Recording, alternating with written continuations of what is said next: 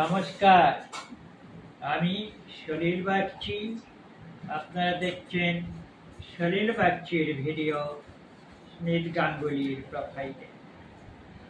আজ 8ই অক্টোবর ভারতীয় জাতীয় বায়ুসেনা দিবস।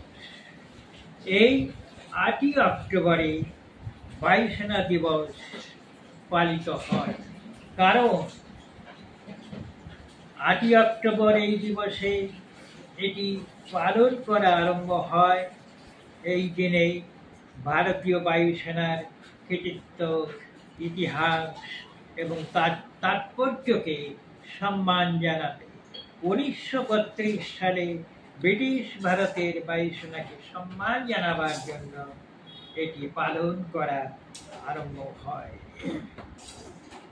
আকাশ সীমা সুরক্ষিত রাখা এবং সুরক্ষায় এর ভূমিকা স্বীকৃতি স্বরূপ উদযাপিত হয়। আমাদের বায়ুসেনা অনলস প্রচেষ্টায় তারা আজ বিশ্বে অগ্রগণ্য ভূমিকায় পৌঁছতে পেরেছে এবং এটাই বহু দেশের ভীতির কারণ হয়ে দাঁড়িয়েছে। এর আরো শ্রীবৃদ্ধি কামনা করে এবং এহেন প্রচেষ্টাকে, এই প্রয়াসকে আরো সফলতায় নিয়ে যাবার কামনা করে আমি আমার অভিনন্দন জানাচ্ছি এই বায়ুসেনা দিবসকে। এখন আমি আমার একটি কবিতা পাঠ করে শোনাচ্ছি।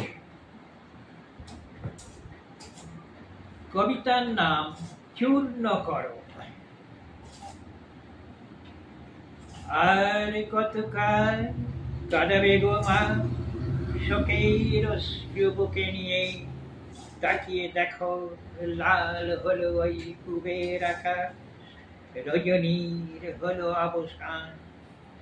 প্রভাত আলোর নতুন বর্তিকায় মুখরিত দেখো 10 দিক, আলোক ছটায় উদ্ভাসিত দিকে দিগন্ত।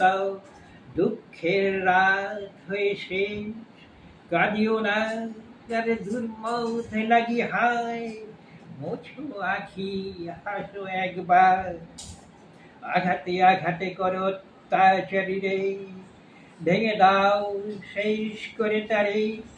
শত্রুর হোক